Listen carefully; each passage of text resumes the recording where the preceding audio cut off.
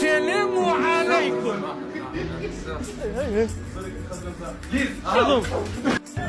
صبنا وظلت تبشول عليه تبشويل. وصل التهديد يا جماعة، وصل التهديد يا جماعة، هدونا البرازيل وعلى 4 جماعة، 4 المغرب هلا من شوي 4 بالأربعة.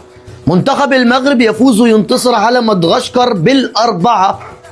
مغاربة ألف مبروك الفوز على مدغشقر اليوم، نتيجة حلوة 4-0. يا جماعة المغرب كله قاعد على الدكة، امال مين اللي بيلعبوا دول؟ لا المغرب بقوا أباطرة ومعاهم منتخب عالمي، ربنا يستر على كل منتخبات العرب. السي وهبي كان عليك هذه المباراة تخسرها ولا التعادل؟ المباراة اللي جمعت بين المنتخب المغربي والمنتخب مدغشقر. شوفوا القضية إن شاء الله كتبشر بالخير والخير جاي إن شاء الله لقدامه. المغاربة راهم معودين على كوب ديموند، قال لك ندوها راهم عليك 4-0. بن عمي ربحوا خويا، واه كيما العادة ربحوا ب4. والله يديك الله الرب. الأردن خسرت 4 أمام سويسرا، هل هي كارثة؟ لا. لا إله إلا الله وحسبي الله ونعم الوكيل. تبقوا في المنتخبات العربية والله العظيم. المنتخب المرشح الأبرز والأول لبطولة كأس العالم، وكل التوقعات يتوقعون هذا المنتخب راح يحقق كأس العالم، هو المنتخب السعودي. لدينا كل الإمكانيات من أجل صنع المفاجأة. أنا صراحة أنني متفائل جدا للمنتخب الوطني يقدر يلحق حتى النصف النهائي.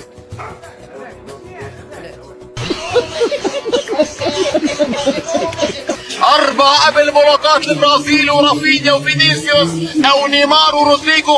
4 توجع، 4 ما تخليك تنام الليل. بلشت ريحة الشوب تعمل بالبرازيل يا جماعة، الخوف والتوتر قبل ملاقاة البرازيل. بشكل عام تكتيك المدرب واضح جدا في المباراة ولا عزاء للحاقدين. انتشرت إحصائية اليوم والبارحة أن جماهير للأسف بعض الدول العربية اللي هي الجزائر وتونس ومصر رجحت فوز البرازيل على المغرب.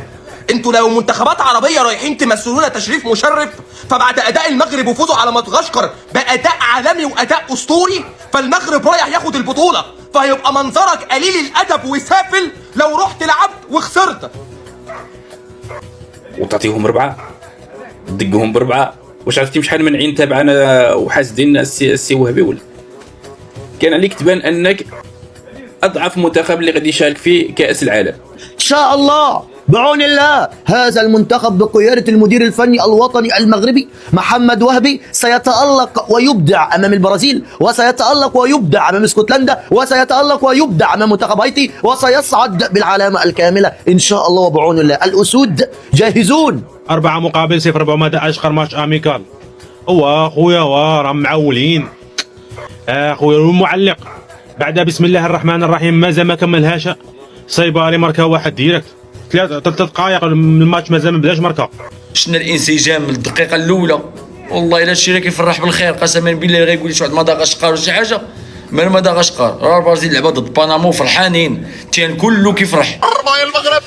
أي حصان أسود، اوعى تقول حصان أسود، حصان أسود هي بتقولها كلمة لما منتخب عربي يقدم أداء كبير ويطلع لبرا.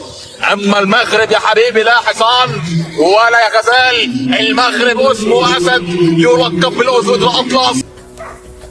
4-0. الله يستركم العين، الله يبارك، اللهم بارك. وتقولوا لي عينا ولا اللهم بارك. ويلي ويلي ويلي ويلي ويلي ويلي. صاي ريليهم نبعدوا علينا شويه ديال العيد مع الحساد، راه كثروا في هذه الايامات. كل شيء تابع المغرب والمملكه المغربيه وكل ما هو مغربي. الترجيح عادي، رجح اتس اوكي، مو مشكله، رايك انت تشوف البرازيل منتخب عالمي، بس يكون حلو التعاطف مع الدول العربيه الاخرى. المغرب يتعاطف مع الجزائر، الجزائر يتعاطف مع المغرب، تونس يتعاطف مع الجزائر والى اخره، بس ما نرجح احنا كنا البرازيل على المغرب. في حين باراغواي وفرنسا وغيرها رجحت فوز المغرب على البرازيل. الأسود جاهزين لمعركة المونديال، قادرين على التفوق وعلى الإبداع. 4-0. وبعد الأداء اللي شفته للمنتخب المغربي أمام مدغشقر، فأنا لازم أخاف ولازم أقلق على كل المنتخبات العربية. واش نقول لكم زعما اللي سمح المغرب وصل، تخيل معايا بسبب المغرب الدول العربية ولا كيبان لهم كأس العالم أمر سهل. لا صراحة المغرب زرب جميع المنتخبات العربية والإفريقية. صراحة الله يكون في عوان المدرب جمال السلامي.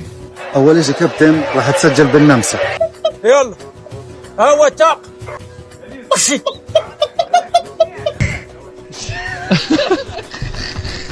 زي وراح تسجل بالجزائر، بس لما تسجل ان شاء الله في الارجنتين بدك تحتفل احتفاليه ميسي. انا لله ود احمد.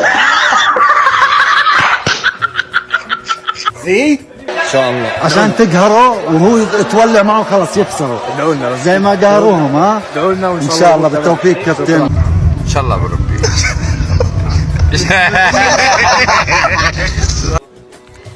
قال لك النشامه ما منهم سلامه، واللعب يجيب ربي حمامه. هيك بدهم يروحوا على كأس العالم. الأردن خسرت برباعية قدام سويسرا. السلامي وزير راسك. جمال السلامي تلاقى مع سويسرا سرحات فيه العيا ضربوه 4-1. المنتخبات العربيه من شافوا المغرب وصل لديك النيفو ولديك البلاصه اللي وصلها نصف النهائي كاس العالم 2022 كيسحب لهم بلي زعما راه صافي تما غادي يوصلوا. ولا كلشي متيق راسو، كلشي كيقولوا غادي يمشي كاس العالم راه غنضرب الرابع عالميا، واحد قال لنا الثالث عالميا، شي وحدين حدانا تيقوا راسهم ولا كيقول لك حنا غادي نديو كاس العالم. المنتخب المغربي نقدروا نقولوا انه بيعهم العجل وبين لهم بان كاس العالم سهل جدا، لكن في المقابل والله ما سهل. والدليل هو المباراه اللي خسرها المنتخب السعودي ب2 مقابل 1 امام المنتخب الاكوادوري اللي تعادل معاه المنتخب المغربي، وقالوا هذا هو المنتخب الافريقي الاول وهذا هو المنتخب الثامن في العالم معادل مع الاكوادور. ها هي ضربتهم. المنتخب السعودي المرشح الأكبر لبطولة كأس العالم، وكل التوقعات تشير أن المنتخب السعودي راح يحقق كأس العالم. عندي ثقه عظيمه وعندي تفاؤل. استغربت او تعجبت؟ ما بغيتش نقول لك ندير الكاس، قلت لك نصف ساعدت شويه. نصف انا ما نمتش للاوهام. شي اوهام هذا تفاؤل يا فوزي، هذا تفاؤل خيرا تجده. ان شاء الله ندوها فوزي، ان شاء الله نديرها ان شاء الله بربي.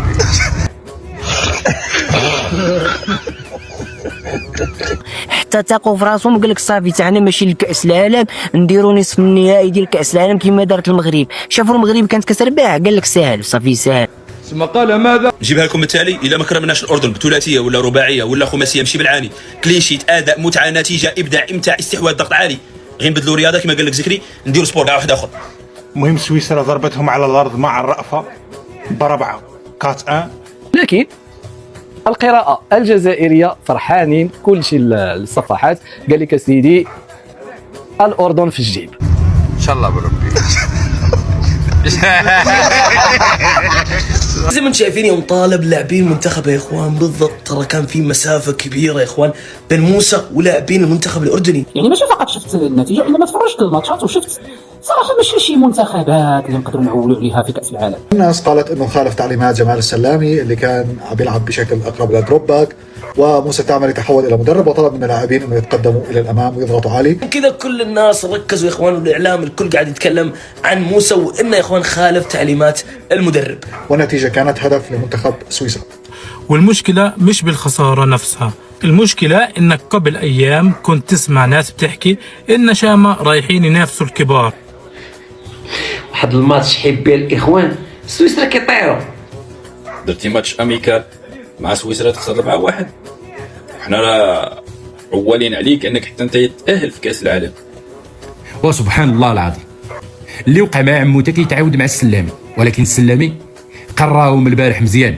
غنضربوا الارجنتين وخير مثال شوف الاردن السلامي ولا كيقول لك ابو ليلى حسن بونو ولا كيسميك شي اسميات. المهم اليوم داك ابو ليلى راه ضرب عاد بيوجا. المنتخب الاردني خسر ب4-1 ضد سويسرا. هذا دليل واضح على ان مسابقه كاس العالم ماشي هي داك دوري الخليج اللي كيلعبوا دوري الايبيل وما الى ذلك. ناضوا لعبوا غير ماتشات الوديه قبل ما يمشيو لكاس العالم، خسروهم الاردن، السعوديه، حتى السنغال اللي قالت لك ماشي يديو اللقب، ماشي غير نصف النهايه. اذا المنتخب السنغالي في اول مباراه وديه ديالو امام امريكا كيخسر ب3-2. امريكان الاخوان راه ماشي لعبت مع الارجنتين، هاد الناس هادو راه قال لك صافي حنا غاديين باش ندو كاس العالم. لا حول ولا قوه الا بالله العلي العظيم، لا حول ولا قوه الا بالله العلي العظيم، قلت العقل مصيبه. بالتالي لازم يتصرف بشكل حازم وحاسم مع موسى التعمري بلا شك، لأن سلطة المدرب لا تعلو فوقها سلطة في كرة القدم. اي لاعب كريستيانو يسويها، ميسي يسويها، اي لاعب، وما يعتبر انه خالف تعليمات المدرب، لكن الغلط في اللاعبين وكيف ضغط الاخوان. طيب اذا مباراة ودية انتهت 4 اهداف، شو راح يصير قدام منتخبات كاس العالم؟ راه عندك مجموعه ديال الارجنتين والنمسا والجزائر، كاع الجزائر اضعف فريق يعني في هذه المجموعه. والسلام اش قال لهم في الاخر؟ ان لم تطبق تعليمات المدرب فان الخصم يعاقبك. زيد عليها السعوديه هزت جوج بيوتها بعد مع الاكوادور، دابا بيني وبينك ماشي دابا اكبر تبيه لاجل. حشومه وعيبوعه انه يخرج السلامي في واحد الوقت ويقول ان ابو ليلى احسن من بونو. ايوا ها ابو ليلى ديالك ضربوه ب4. كانوا المغرب وصلوا للسيمي فينال، هذو اللي قالوا اللعابه ديالهم الاخوان. كانوا وصلوا المغرب للسيمي فينال، حنا غنديو الكاس. هذا هو ماتش حبي، هو ماتش اميكال 3-2 مع الميريكان. الميريكان ماشي باراغواي ولا الاوروغواي ولا شي ماتش. ارفاد 3-2. أكيد ما بنحكم على منتخب من مباراة، بس النتيجة دقت جرس إنذار قوي قبل المونديال. عرفتوا المنتخب المغربي والتألق اللي دار في كأس العالم بقطر خلاهم كاملين يظنوا بأنه إنجاز سهل وكلهم غيوصلوا ليه ولما لا يديو كأس العالم. الميات كدب الغطاس، ما بقى لينا والو. عند الامتحان يعز المرء أو يهان. منتخب واحد اللي يقدر يديرها، واللي يقدر يديرها هو المنتخب المغربي. الله يهديكم، راه كاس العالم ماشي هما البطولات ديالكم، وكاس العالم راه ليبر واحد اخر. كاس العالم راه خصو يكون عندك لعيبيه. المغرب سيرد على اللي بيقولوا ان المغرب مش هيعمل حاجه في البطوله. المغرب ان شاء الله يرد عليهم. يعني في ناس تقول لي شايف المغرب بيلعب منتخب ضعيف، مين مدغشقر ده المركز مش عارف 118، مين اللي المغرب بيلعبه ده علشان المغرب يكسب يقول لك احنا فزنا وانتصرنا.